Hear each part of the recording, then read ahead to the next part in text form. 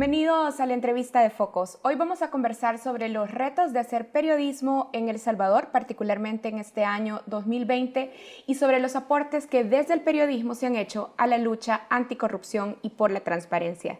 Y para eso quiero darle la bienvenida a dos mujeres periodistas. Quiero darle la bienvenida primero a Jessica Ábalos, periodista de Revista Factum. Hola Jessica, gracias por acompañarnos. Hola Karen, gracias a ustedes por la invitación. Y también quiero agradecer por acompañarnos a Julia Gabarrete, periodista de Gato Encerrado. Hola Julia. Hola Karen, gracias también por la invitación y por compartir con ustedes. Bien, quiero empezar esta entrevista con un tono más optimista y preguntarles qué satisfacciones personales o profesionales les dejó dedicarse al periodismo en este 2020. Jessica. Empezamos con la pregunta más difícil.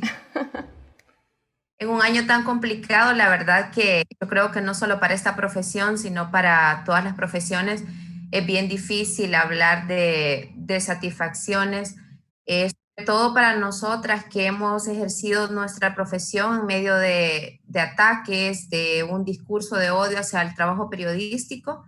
Pero a pesar de eso, yo creo que sí hay cosas positivas, como algo que no había visto yo en años. Yo antes de trabajar en Revista Factum trabajé en la prensa gráfica, ya tengo 12 años de ejercer el periodismo y nunca antes recuerdo haber visto una cohesión que empiezo a ver ahora en el gremio, en los medios. Se está creando un nuevo ecosistema de medios. Creo que este año permitió evidenciar eso, permitió evidenciar que han surgido nuevos medios de comunicación que están haciendo periodismo a profundidad, que están haciendo periodismo de investigación. Y no solo eso, sino que los medios antiguos o los medios tradicionales o los medios que ya tenían su nicho han empezado a abrirse, han empezado a hacer cosas que no hacían antes, han empezado a reforzar sus unidades de investigación o a crearlas porque en algún momento se desmantelaron.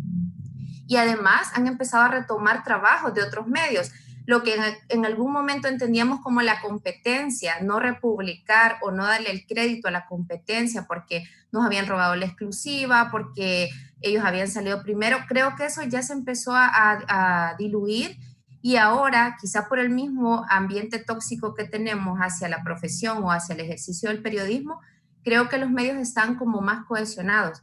Entonces yo creo que eso sí es una gran ventaja que nos deja este año y la personalmente yo me siento satisfecha de haberme incorporado este año a la Asociación de Periodistas de El Salvador. Lo hice justamente porque creo que en una coyuntura complicada como la que hemos estado viviendo es importante que las y los periodistas estemos organizados y sobre todo que el gremio esté unido. Gracias Jessica. Julia. Bueno, yo creo que para resumir un poco la satisfacción que me deja este año tan caóticamente extraño, eh, empezar el año con la pandemia creo que nos llevó a hacer un nuevo periodismo, algo que nunca, bueno, al menos yo igual en 10 años que tengo trabajando haciendo prensa escrita, no me había topado con situaciones en donde tuviésemos que tratar de acercarnos más a historias que de pronto surgieron de la nada cuando tuvimos que hacer esta cobertura loca de seguir de cerca qué es lo que estaba ocurriendo con toda la crisis. Creo que a mí me llena de satisfacción saber que hubo gente que se abrió tanto a contarnos, a confesarnos situaciones en las que estaban, no solamente en medio de la emergencia sanitaria, sino que también de lo que estaba ocurriendo dentro de instituciones, vinculado también a la pandemia. Eh, Creo que el reto nuevo que hemos tenido este año ha sido justo intentar acercarnos a estas historias en medio también de un discurso de confrontación contra los medios que nos ha atacado bastante en cuanto a cómo se ha querido desacreditar nuestro trabajo. Y yo creo que lo que termina levantando o saliendo al frente de todo, o que yo destaco más, para mí ha sido justamente estas voces de la gente que nos ha confiado sus historias. Bien, veamos. Entonces, ustedes en estas primeras intervenciones han destacado más cohesión, hay un nuevo ecosistema de medios, más énfasis en el periodismo de profundidad y, como Julia decía, el periodismo abierto a nuevas historias y a nuevas voces para explicar los fenómenos de la realidad.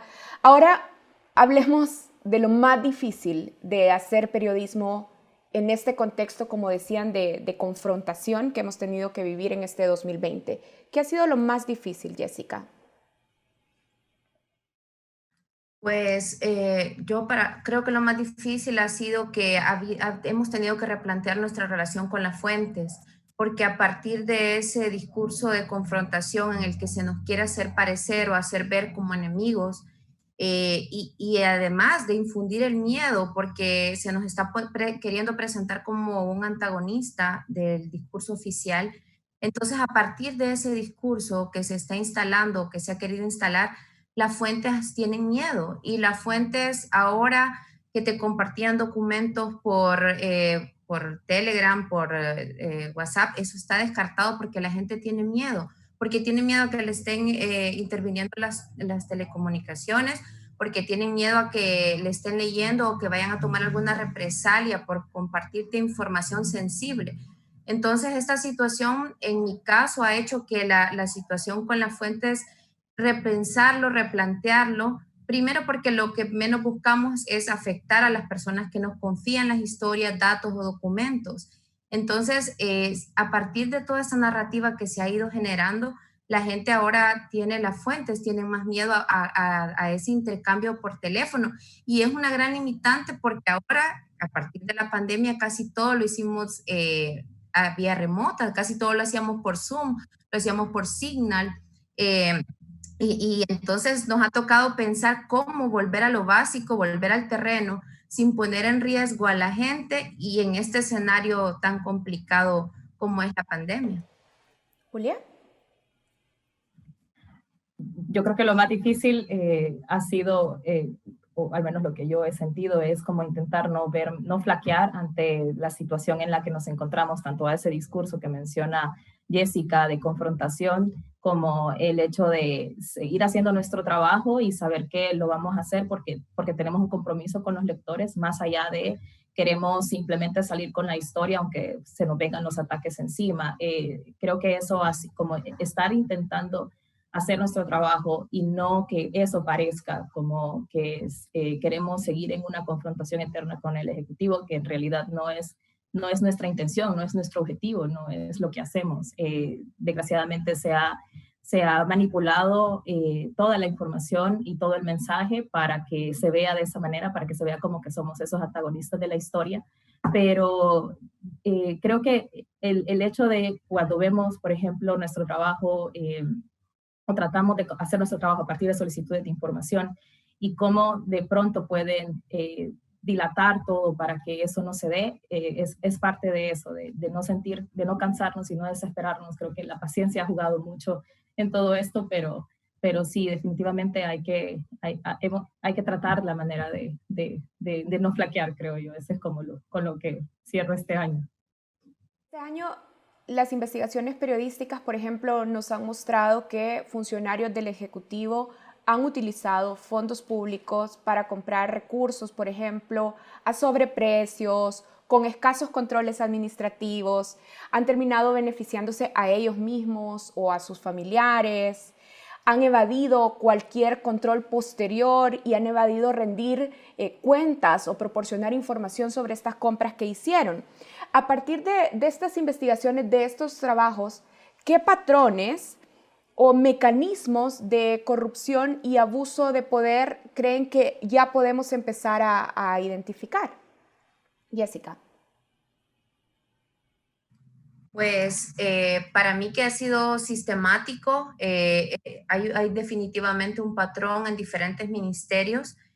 Creo que se aprovechó la pandemia o se usó la pandemia como excusa para evadir todos los controles que ya existían, que no se inventaron con este gobierno y que no se les pusieron como trabas u obstáculos para que realicen la función pública, sino que creo yo que se ha ido viendo deliberadamente, porque no ha ocurrido aislado, no es que Gato Encerrado publicara una historia, que Factum publicara una historia y muriera, y que El Faro otra, y que El Diario de Hoy otra, sino que se ha ido repitiendo en diferentes ministerios, con diferentes ministros, funcionarios, y con características muy similares, que vendían a gente cercana, familia, amigos, que lo compraban a sobreprecio.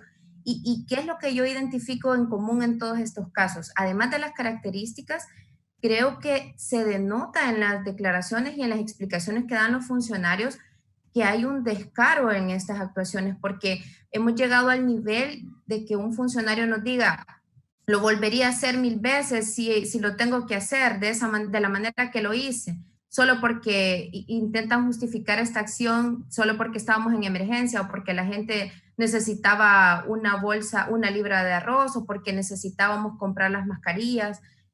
Además de eso, también observamos que se ven bastante sobrados los funcionarios, se ven como con mucha confianza de que no va a haber consecuencias por las acciones que están tomando ahora.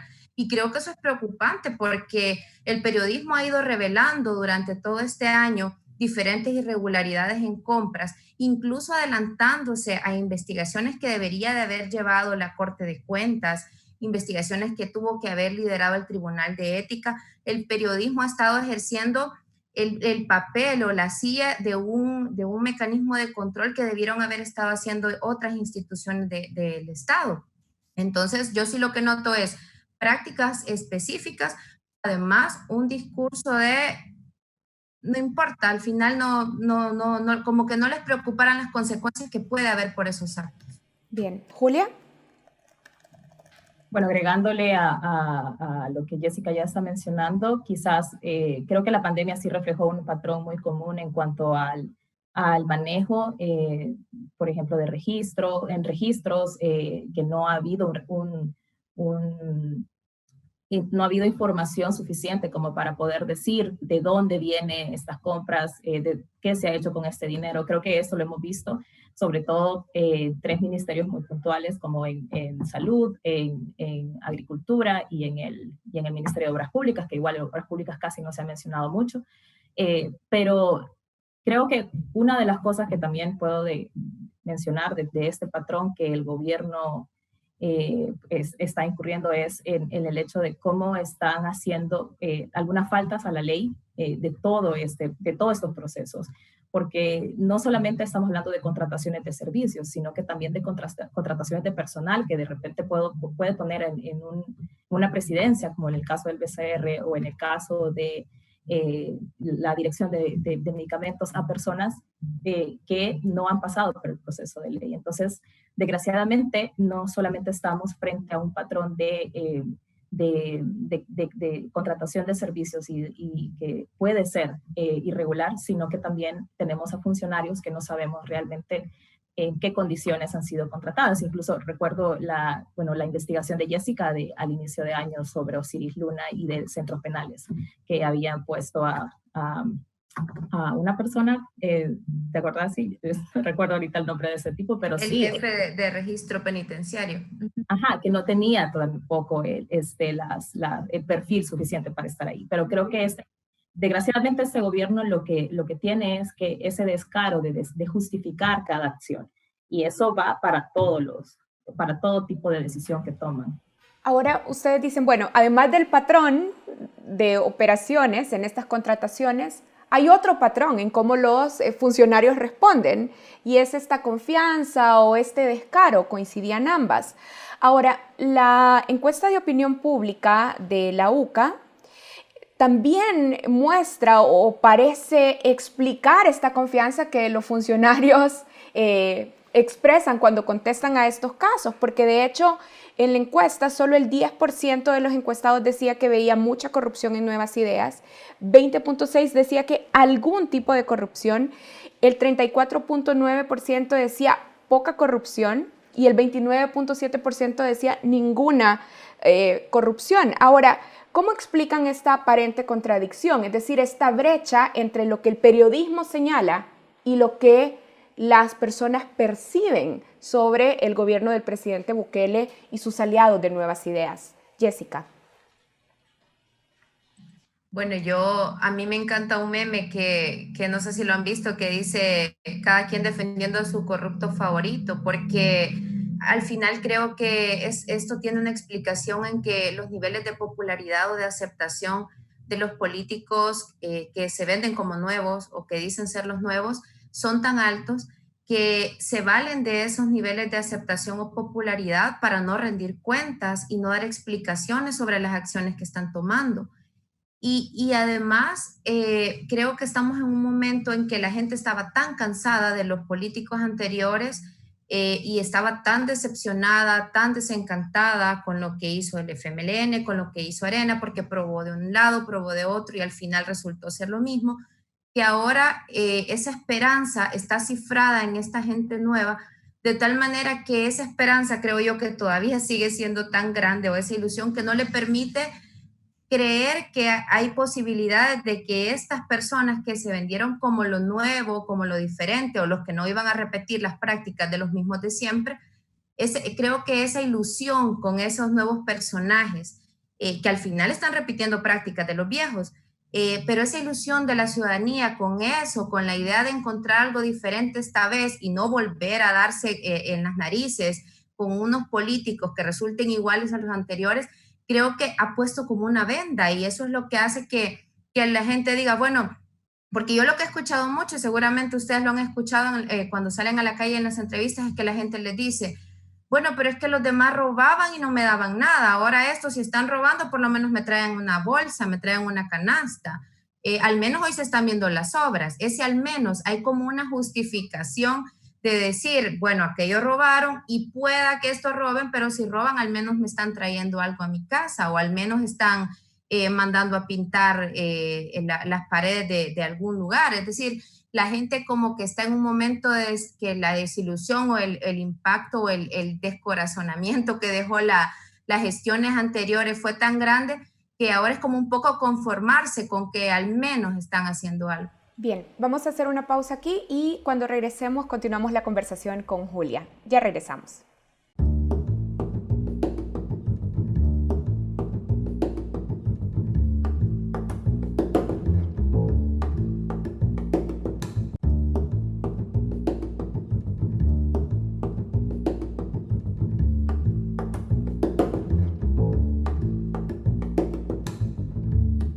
Continuamos en la entrevista de Focos. Estoy conversando con las periodistas Jessica Ábalos de revista Factum y Julia Gabarrete de Gato Encerrado.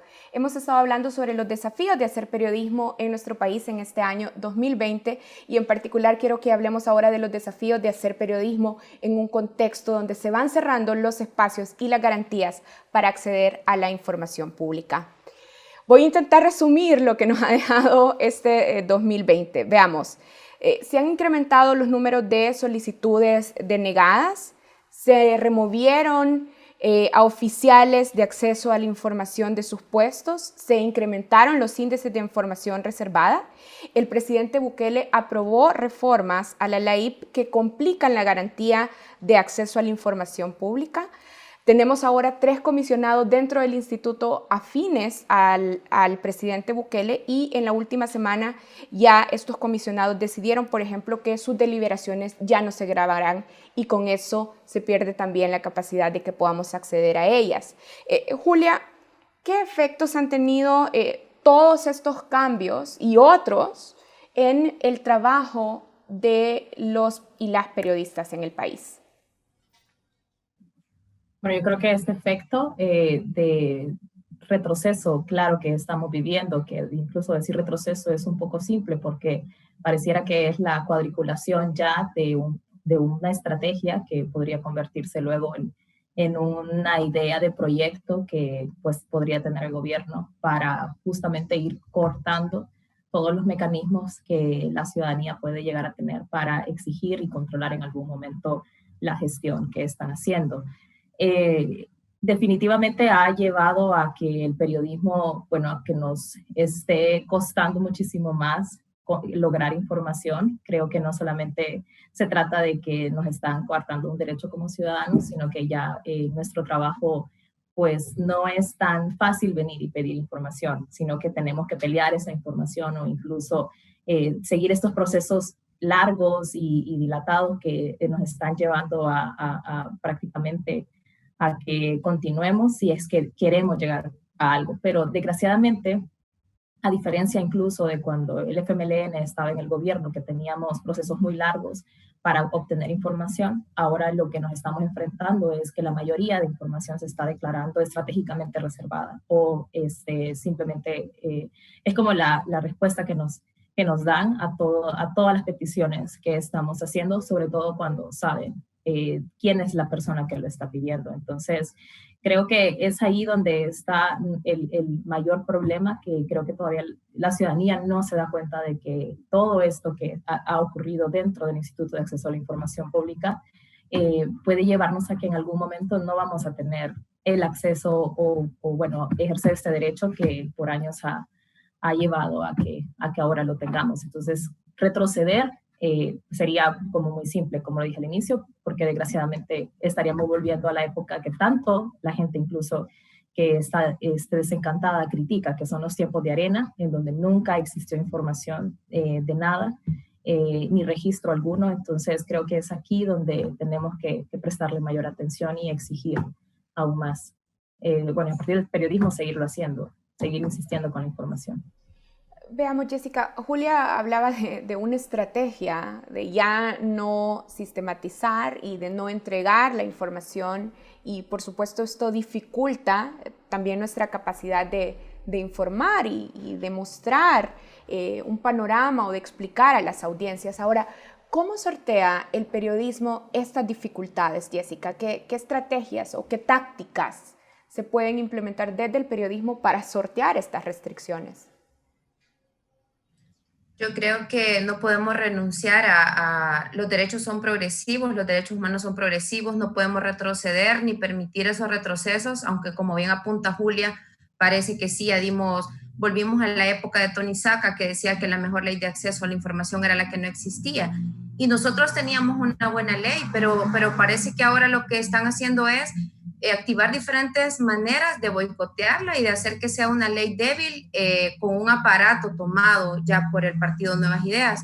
Pero creo que la mejor manera que podemos nosotros desde el ejercicio periodístico hacer es agotar hasta la última instancia, porque si bien teníamos un instituto de acceso a la información que respondía a los intereses ciudadanos, que revocaba las negativas de información, que quitaba las reservas, ahora estamos enfrentando una institución completamente diferente. Yo, por ejemplo, este año he pedido, para poner un ejemplo y para que la gente diga cuál es la importancia de esto, al final nosotros pedimos información sobre cómo se usa el dinero público, sobre cómo los funcionarios están usando el dinero que es nuestro, que es de la ciudadanía. Yo pedí durante la pandemia cuáles eran las contrataciones que había hecho Casa Presidencial en sus principales secretarías. En este año me contestaron que por la pandemia no me lo podían dar porque no tenían personal, y yo entendí, yo dije, bueno, sí, es un momento complicado, a lo mejor no hay gente de recursos humanos. Pero luego vuelvo a presentar cuando ya había la situación mejorado, cuando se habían levantado las reservas, cuando habíamos no vuelto a la normalidad, pero sí teníamos como una situación un poco más estable, y me vuelven a contestar que no me la dan, y esa es información oficiosa. Las contrataciones es información que debe haber estado colgada en el sitio de la presidencia para nosotras como ciudadanas y como ciudadanos saber cómo están gastando el dinero, a quiénes están contratando, qué plazas nuevas han creado, porque si nos dijeron que había una fábrica de empleos y supuestamente la desmantelaron, necesitamos ver si es cierto que se hizo. Entonces, esa información hasta el día de hoy no se me ha entregado y todavía la estoy peleando en el instituto. Yo podría decir ahora, bueno, este instituto está resolviendo favorable los intereses de la presidencia, voy a desistir del proceso, pero creo que no, que lo que nosotros como periodistas debemos hacer es agotar hasta la última instancia, porque si topamos en el instituto y no funciona, para eso luego está una sala de lo contencioso, para eso está una sala de lo constitucional, y creo que lo que debemos hacer ahora es no perder la capacidad de seguir luchando por esto que tanto que nos costó, que fue ejercer nuestro derecho ciudadano de acceso a la información. Bien, ahora, en este contexto adverso, porque al principio en el primer bloque estaban, por ejemplo, expresando, bueno, las fuentes tienen miedo. Las garantías de acceso a la información vía mecanismos institucionales están cerradas o se están cerrando, se van cerrando. Ahora, ¿Qué lecciones rescatan entonces de cómo hacer periodismo en este contexto adverso de bloqueo, pero también de estigmatización y de persecución al trabajo de la prensa? ¿Cómo nos enfrentamos a esto? ¿Qué lecciones hay que rescatar e implementar, de hecho, en el año que se nos viene? Julia. Gracias. Yo creo que la lección que destaco es que todavía se sigue haciendo periodismo, pero pese al contexto adverso, todavía se siguen haciendo publicaciones en las que se ha podido revelar justamente toda esta posible irregularidad de administración que se está dando en apenas un año de gobierno. Eso yo la verdad sí tengo que agradecer muchísimo cuando, como lo decía al principio, cuando las personas son las que nos buscan como para decir, tengo que contar esto y están completamente abiertas para hablar. Sí ha sido difícil porque creo yo que ya no es, como decía Jessica, no es tan fácil ahora que con un mensaje las personas se sientan seguras, sino que realmente se ha complicado toda la comunicación, pero creo que esta adversidad se ha ido superando poco a poco porque sí ha habido posibilidad de poder conocer desde adentro algunas cosas que básicamente son todas estas publicaciones que se han podido revelar, porque creo que ha sido muy poco el trabajo que realmente ha salido por solicitudes de información que no se hayan podido responder. Hasta la fecha igual yo sigo esperando muchas respuestas de solicitudes que no se me han dado y desgraciadamente la única manera que responden desde las instituciones es concluir con que estamos en pandemia y no tenemos el recurso.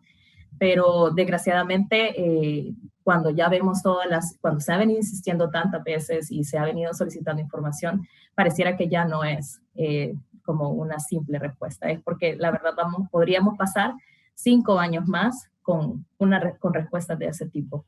Bien. Jessica, ¿cómo se hace periodismo a pesar de la adversidad?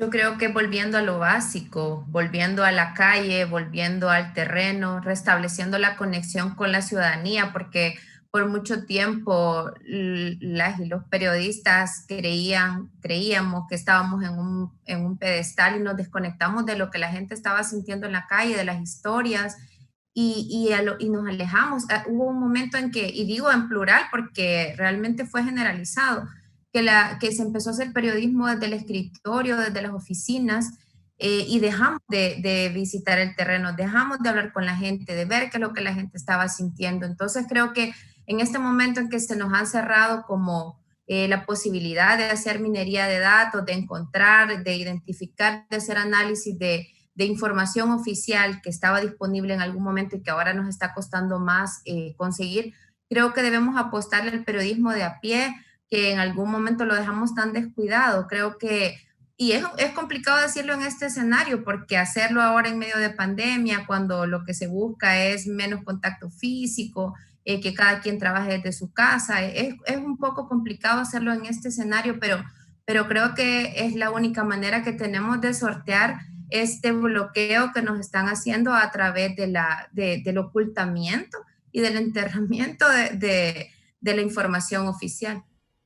El presidente Bukele, sus funcionarios y otros líderes de partidos o de movimientos políticos utilizan discursos estigmatizantes y criminalizantes contra los trabajadores del periodismo, sobre todo el periodismo que se plantea crítico frente a la gestión gubernamental. La Relatoría Especial para la Libertad de Expresión ya ha dicho que estas prácticas de estigmatización y acoso son particularmente graves cuando se trata de mujeres periodistas. Julia, ¿qué prácticas en tu trabajo o qué rutinas en tu trabajo han cambiado a partir de la estigmatización en el discurso del Ejecutivo y otros funcionarios o líderes políticos? Está silenciada, ahí está. Gracias.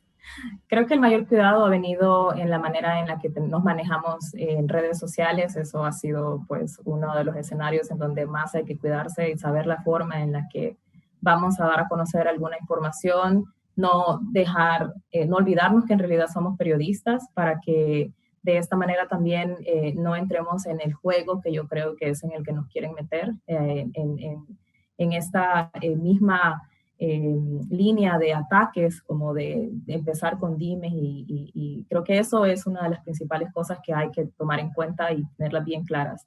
No estamos para generar confrontación, sino que para simplemente presentar trabajos periodísticos y presentar nuestro trabajo. En otras cuestiones yo creo que sí ha habido muchísimo más cuidado también en nuestra seguridad personal. Desgraciadamente los mensajes que se están mandando se están mandando demasiados mensajes confrontativos, pero también estos mensajes ya pueden incluso generar un poco de agresividad de parte de personas que no sabemos si solamente es un troll o en realidad hay alguien detrás de esa cuenta, pero creo que sí tenemos que manejarnos con muchísimo más cuidado en diferentes lugares, porque pues no sabemos en realidad qué tanto esos mensajes van a calar en la gente. Entonces sí creo que toda esta confrontación nos ha llevado a tomar estrategias para evitar no caer en este mismo círculo que quieren, pero a la vez tratar de cuidarnos tanto en el área virtual, en este espacio virtual, como en el espacio físico. Bien.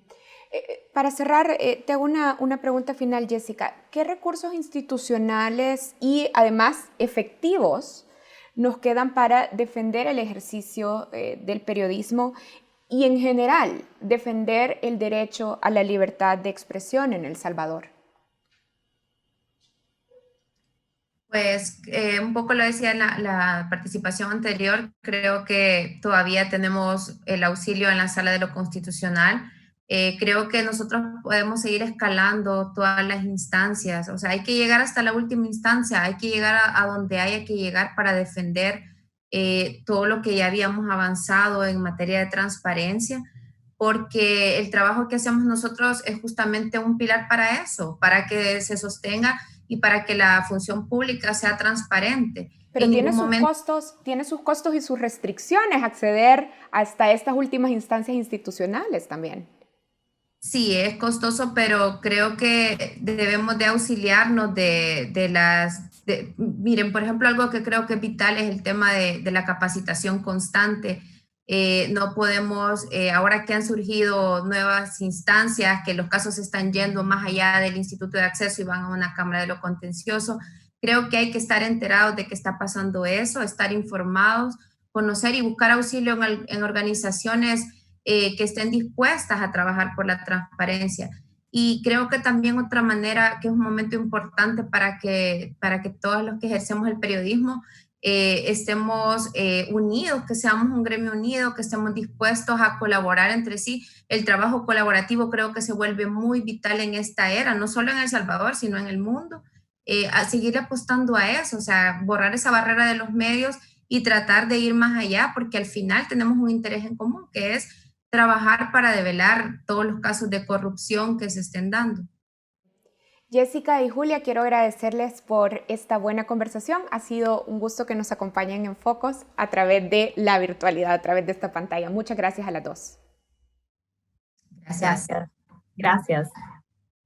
Y bueno, así cerramos esta entrevista con las periodistas Jessica Ábalos de Revista Factum y Julia Gabarrete de Gato Encerrado.